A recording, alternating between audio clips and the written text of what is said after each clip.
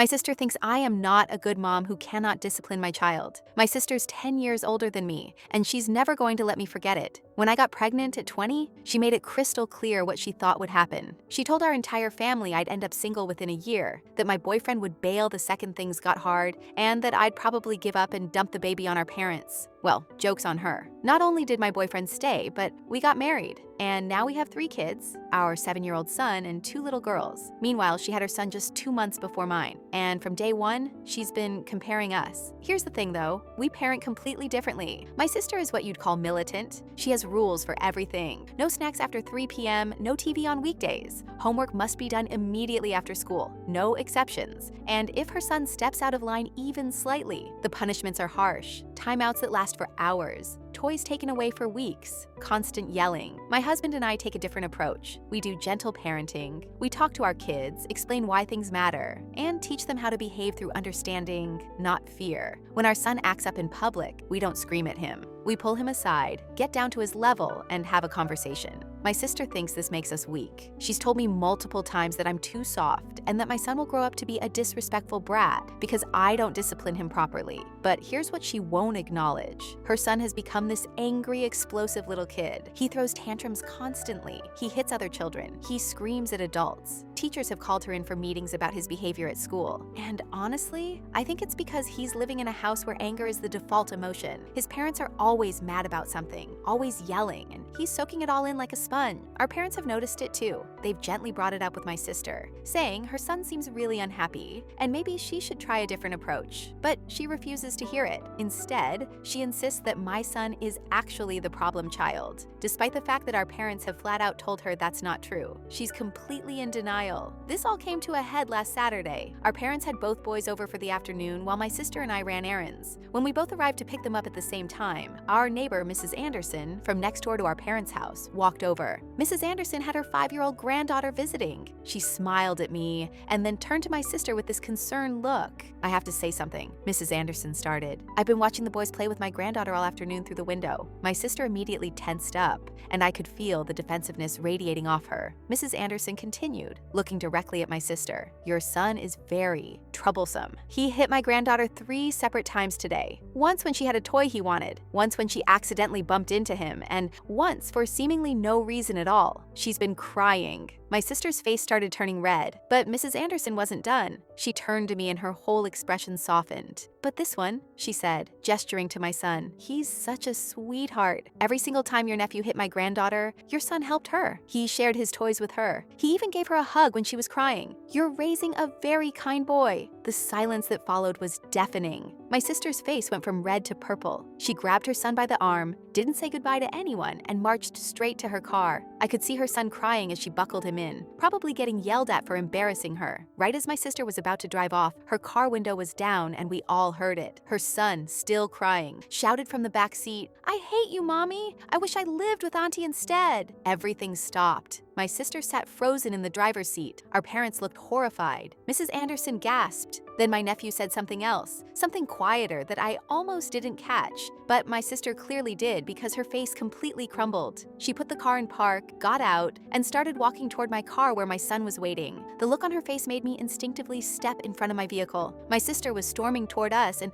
honestly, I'd never seen her look like that before. Her eyes were wild, like she was barely holding it together. I could hear my son inside the car asking what was happening, his voice small and confused through the closed window. Our dad stepped forward, hands raised like he was trying to calm down a spooked animal. "Jessica, stop," he said firmly. "Just stop right there." But she didn't stop. She came right up to me, so close I could see the tears starting to form in her eyes, and jabbed her finger toward my chest. "What have you been telling him?" she demanded, her voice shaking. "What lies have you been feeding my son about me?" I took a step back, genuinely shocked. "What are you talking about? I haven't said anything to him." "Bullshit!" She was full on yelling now. "He doesn't just come up with that on his own. You've been poisoning him against me, haven't you? Telling him how much better you are, how much nicer your house is, how his own mother doesn't love him enough." "Jessica, that's insane," I said, trying to keep my voice steady even though my hands were trembling. "I would never do that to him or to you." Our mom had come over now too, standing next to Dad. "Girls, this needs to stop. Jessica, you need to calm down and go home. We can talk about this later when everyone's had a chance to."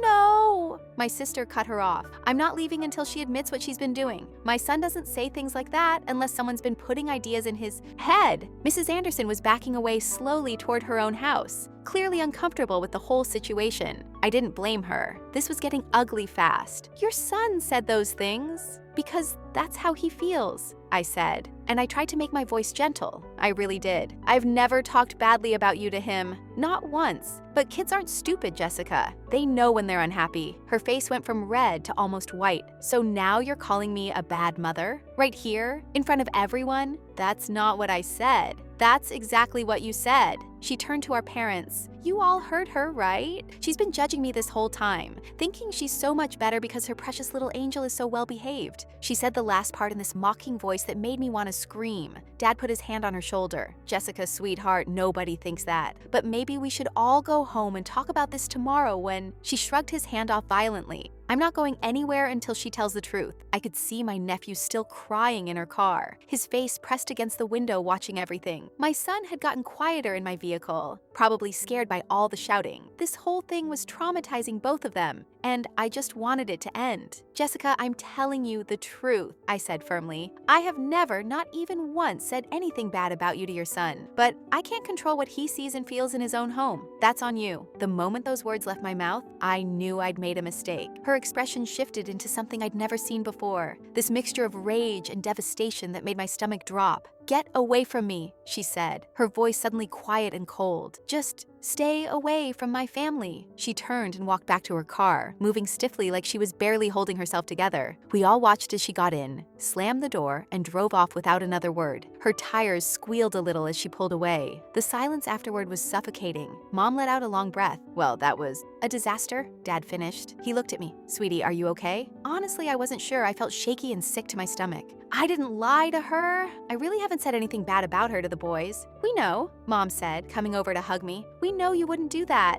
I got in my car where my son was still sitting quietly in his booster seat. His eyes were red like he'd been crying too. Mommy, why is Auntie Jessica so mad? I didn't know what to tell him. How do you explain to a 7-year-old that sometimes adults can't handle the truth about themselves? She's just upset right now, baby. It'll be okay. But I wasn't sure it would be. The next few days were weird, really weird. Jessica didn't call, didn't text, nothing. At first I thought maybe that was for the best, like we both needed space to cool off. But then I started seeing the Facebook posts. They were vague, you know the type. You really find out who your true family is when things get tough. And some people smile to your face while stabbing you in the back. She didn't tag me or mention me by name, but everyone knew who she was talking about. My phone started blowing up with messages from cousins, aunts, uncles, everyone asking what had happened. Some of them had apparently seen the confrontation or heard about it from our parents, or just pieced it together from Jessica's posts. I didn't respond to most of them. What was I supposed to say? My husband noticed I was stressed about it. He found me one night scrolling through Jessica's latest passive-aggressive post, something about fake people who pretend to care. You need to stop looking at that, he said gently, taking my phone away. She's trying to get a reaction out of you. I know, but nothing. You didn't do anything wrong. She's lashing out because she doesn't want to face the real problem. He was right, obviously, but it still felt awful. This was my sister, and yeah, we'd had our differences, but I never wanted things to get this bad. On the 5th day, I got a call from Mom. She sounded worried. Have you heard from Jessica at all? She asked. No, nothing. Why? Mom sighed. The school called her in today. Her son got in trouble again. My stomach sank. What happened? Apparently, he shoved a teacher during reading time and destroyed some classroom materials. They suspended him for 3 days. The principal told her that both parents have to come in for a meeting before he can return.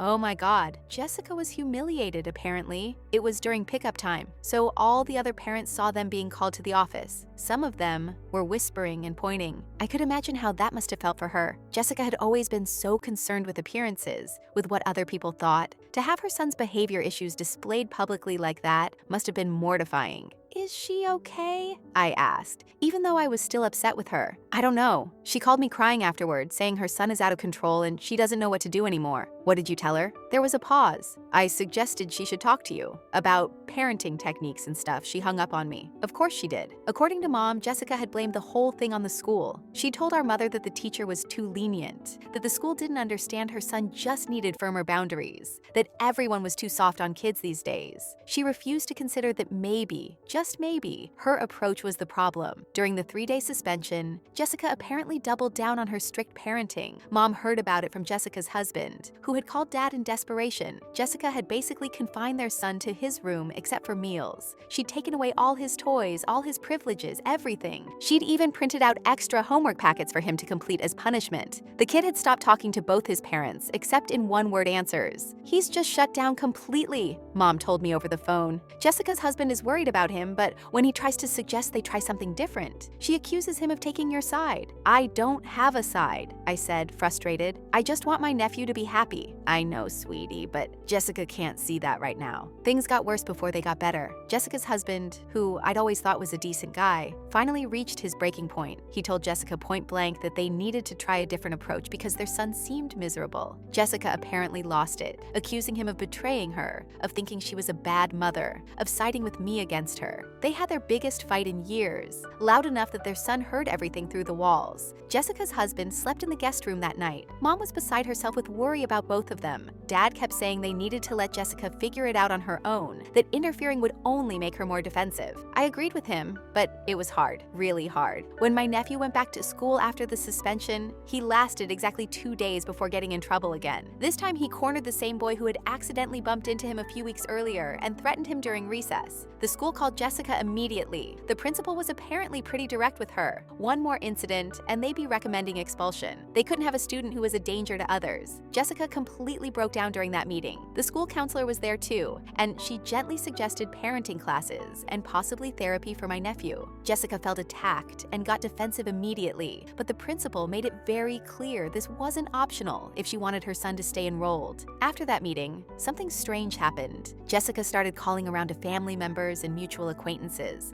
asking if they'd noticed my son being disrespectful or badly behaved, like she was trying to prove that my parenting was actually the problem, not hers. But everyone told her the same thing. My son was polite, well-mannered, kind. Some of them even mentioned specific examples of him being helpful or sweet. With each conversation, Jessica apparently got more and more frustrated. Then one evening, about a week and a half after the driveway confrontation, my doorbell rang. I looked through the peephole and saw Jessica standing there. My husband was working late that night, so it was just me and the kids at home. I opened the door cautiously. "Jessica, we need to talk," she said. Her voice wasn't hostile exactly, but it wasn't friendly either, sort of flat and exhausted. I hesitated. "About what?" "About everything, about parenting, about, I don't know. Just let me in, please." Against my better judgment, I stepped aside. Both boys were in the living room. My nephew had come with her, and they were both sort of eyeing each other uncertainly. My 2 daughters were upstairs having a tea party or something. Jessica and I went into the kitchen while the boys stayed in the living room. I could see them through the doorway, keeping a careful distance from each other at first. "Look," Jessica started, her arms crossed defensively. "I don't think your way is right.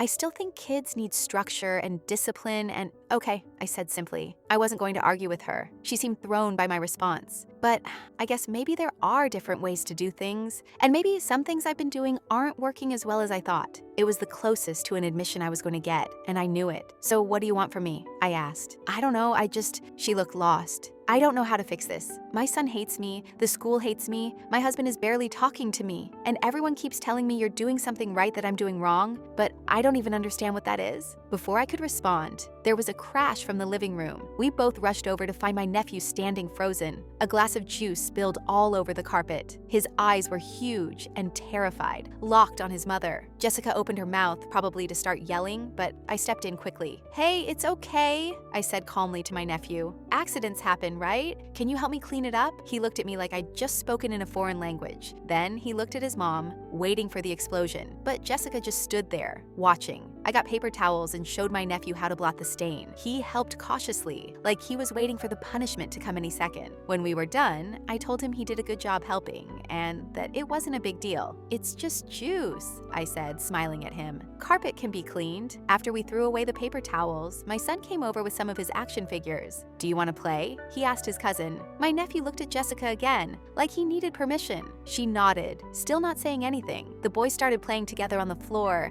and I could literally see my nephew's shoulders relax. Within a few minutes, he was actually laughing at something my son said. Jessica and I went back to the kitchen. She was quiet for a long time, just watching the boys through the doorway. "He never laughs at home anymore," she said finally, her voice barely above a whisper. "Jessica, no, I mean it. I can't remember the last time I saw him smile like that, or laugh, or just play without being worried about breaking a rule." I didn't know what to say to that. We stayed for about an hour longer. The boys played peacefully the whole time. No fights, no arguments. Jessica kept watching them like she was studying some kind of science experiment. When it was time to leave, my nephew actually asked if they could come back next week. On the drive home, according to what I heard later from Jessica's husband, my nephew asked his mom why they couldn't play at my house more often, and why did his cousin's mom not yell like she did. Jessica had told him to be quiet, but the questions stuck with her. You could tell. Over the next week, Jessica tried to soften her approach with her son, but she was inconsistent about it. One moment she'd try to be understanding and calm, and the next moment she'd snap back into her old authoritarian mode when she got frustrated. Her son got more confused by the mixed messages and started acting out more, testing boundaries harder to figure out which version of his mother was going to show up. Jessica's husband came home one evening to find his wife crying at the kitchen table while their son was having a complete meltdown in his room. He sat down across from her and told her straight up that they needed to seriously consider family therapy, or their marriage wasn't going to survive this stress. She finally agreed, but she made him promise not to tell anyone in the family. Then came my younger daughter's birthday party. We'd invited the whole family, including Jessica and her son. I wasn't sure they'd come, honestly, but they showed up. Things were going okay at first. The kids were playing, adults were chatting, the usual birthday party stuff. But then one of my cousin's toddlers wanted to play with the same toy truck my nephew had. It wasn't even his toy, it was one of ours that we'd put out for the kids to share. My nephew completely lost it. He screamed that everyone loved my kids more than him and that nobody wanted him around. He threw the truck across the room and it hit the wall, leaving a dent.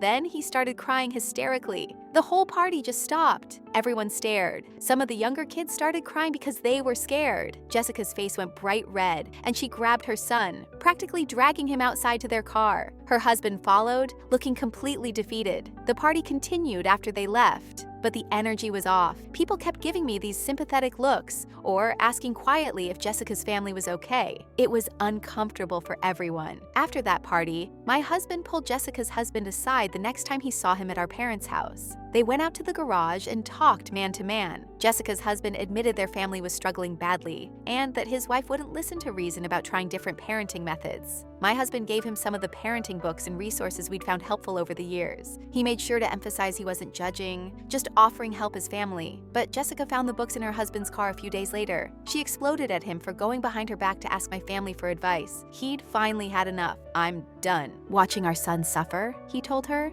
according to what he told my husband later. "And I'm done watching our marriage fall apart because you're too proud to admit you need help." He gave her an ultimatum. Either they tried family therapy and new parenting methods together, or he was taking their son and staying with his parents temporarily. He wasn't bluffing either. Faced with potentially losing her family, Jessica called the family therapist the school counselor had recommended. She booked an emergency session for herself alone first. She wasn't ready to bring her husband and son yet. During that first session, she apparently broke down completely. The therapist helped her understand that she was parenting the way her strict grandmother had raised her, and that she genuinely didn't know any other way. It was all she'd ever seen modeled. The therapist explained that her son's behavior was a direct response to living in constant fear of punishment. Kids need emotional safety to thrive, not just rules and consequences. Jessica finally admitted out loud that her methods weren't working, that she could see her son was unhappy. She scheduled family sessions and asked for resources on gentle parenting techniques. Then she did something that shocked me. She called me. It was the first time we talked since that evening in my kitchen. Her voice sounded different, smaller somehow. "Can I bring him over this weekend?" she asked. "For a play date or whatever?" I was immediately suspicious. "Why? I need to see how you do it, how you handle things with kids. The therapist said observation can help." I agreed, but I was nervous about it. My husband thought it was a good sign that she was reaching out. That Saturday, Jessica brought my nephew over. She sat on my couch with a cup of coffee and basically watched everything I did like a hawk. When the boys argued over who got to use the red marker first, I sat them both down and helped them work through it. "Okay, so you both want the red marker. That's a problem, right? How can we solve it?" My son suggested they could take turns. My nephew didn't say anything at first, just looked at his mom nervously. "That's a good solution," I said. "What if we use a timer? 3 minutes each, and then you switch. Sound fair?" Both boys agreed. Crisis averted. No yelling, no punishment, just problem solving. Later, my nephew accidentally spilled paint during an art project. The same fear response kicked in, and he froze, looking at his mom. "Oops, spills happen when we're being creative," I said cheerfully. "Let's get some wet paper towels and fix it. No big deal." I saw Jessica taking mental notes of everything: how I spoke to them, my tone of voice, the way I crouched down to their level instead of looming over them, the fact that I treated mistakes as learning opportunities instead of crimes. After the play date, my nephew told his mom he had fun and asked if they could come back next week. Jessica's eyes got watery. Apparently, it was the first time in months he'd expressed genuine happiness about something. That night, she tried using the techniques she'd observed. When her son resisted bedtime, instead of yelling and threatening, she spoke calmly and explained why sleep was important. When he still pushed back, she gave him a choice between 2 reasonable options, instead of just demanding compliance. It wasn't perfect, but it was a start. The next week, Jessica attended her first family therapy session with her husband and son.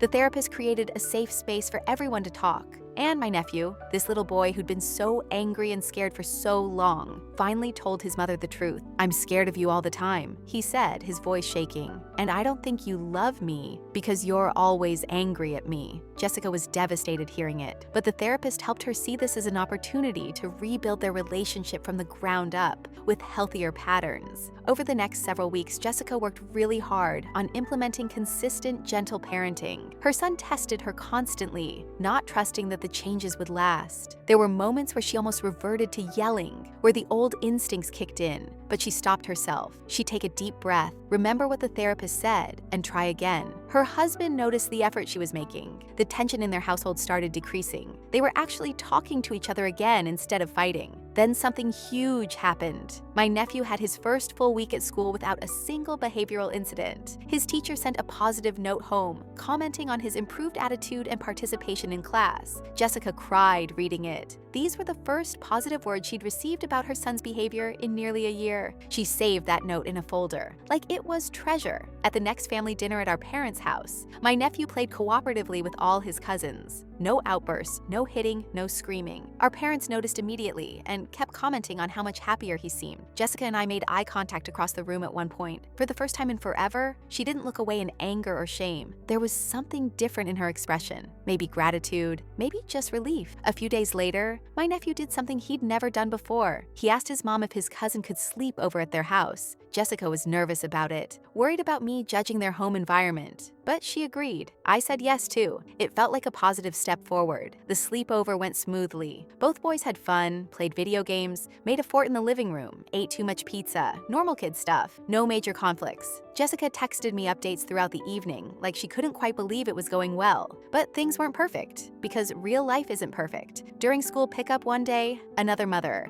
who'd witnessed my nephew's previous behavioral problems, made a loud comment to someone else about hoping Jessica had finally gotten her son under control. Jessica overheard it, and I could see her face turn red with humiliation. But instead of yelling or getting defensive like she would have before, she just got in her car and left. She chose not to engage. That night, she called me crying about it. "Everyone still sees him as the bad kid," she said. "And me as the bad mom? How long is that going to last?" "It takes time," I told her gently. "People's perceptions don't change overnight. But they will change if you keep doing what you're doing." Jessica made another difficult decision around that time. She went to Mrs. Anderson's house and apologized privately for her son's behavior toward her granddaughter. Mrs. Anderson was gracious about it and mentioned she'd actually noticed positive changes in the boy recently. Jessica also had her son write an apology drawing for Mrs. Anderson's granddaughter. She explained to him why it was important to make amends when you've hurt someone. He did it willingly, drawing a picture of flowers with "sorry" written at the top in his messy kid handwriting. The family therapy continued.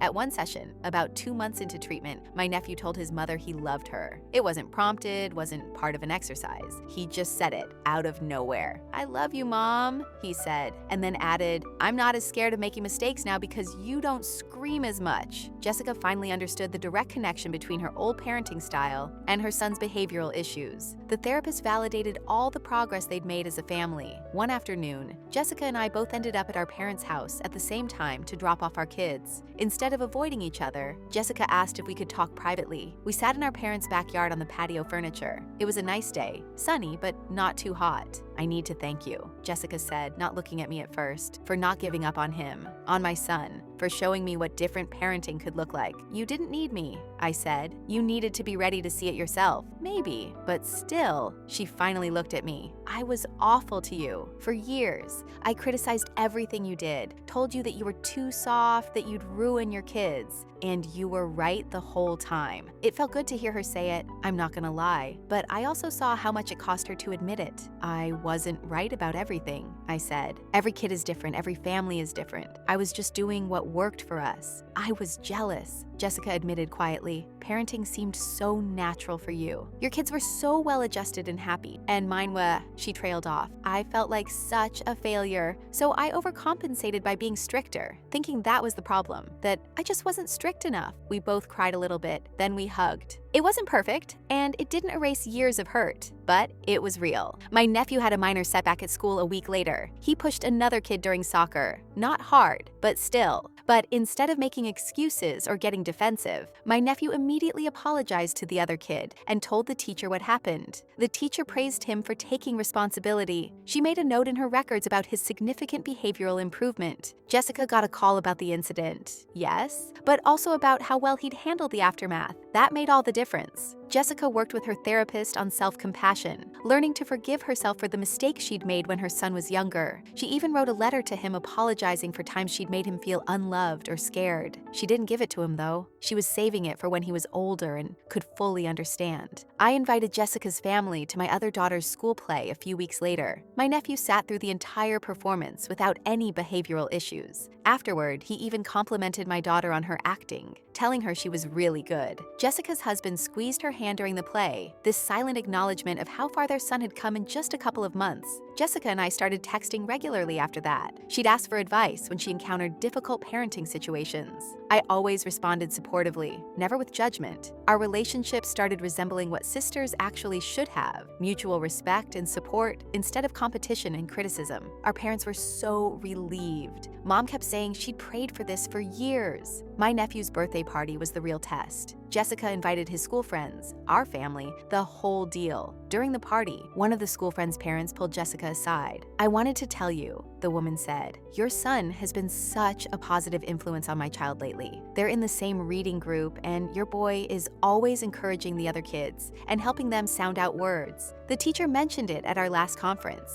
Jessica almost cried right there. Her son's reputation was truly changing. Other parents now saw him as a good kid instead of the troubled one they used to avoid. 3 months after beginning therapy, Jessica's family had their final regular session. The therapist said they'd made remarkable progress and didn't need weekly appointments anymore, though she'd remain available if they needed support. On the way out of that last session, my nephew thanked the therapist and told her he was happy now. Just that simple statement, "I'm happy now." Jessica and her husband held hands walking to their car, both of them feeling genuinely hopeful about their family's future for the first time in a long time. I was in my kitchen one afternoon a few days later, washing dishes and looking out the window. I saw Jessica's car pull up to drop off my nephew for another play date. These had become regular now, every couple of weeks. I watched as Jessica crouched down to her son's level to talk to him before he got out of the car. She was doing exactly what I always did with my kids, getting on their level instead of talking down to them. He nodded at something she said, then hugged her before running up to our front door. Jessica looked up and caught me watching through the kitchen window. For a second, I thought she might be embarrassed or annoyed, but instead she smiled, a genuine, warm smile, and waved. I waved back.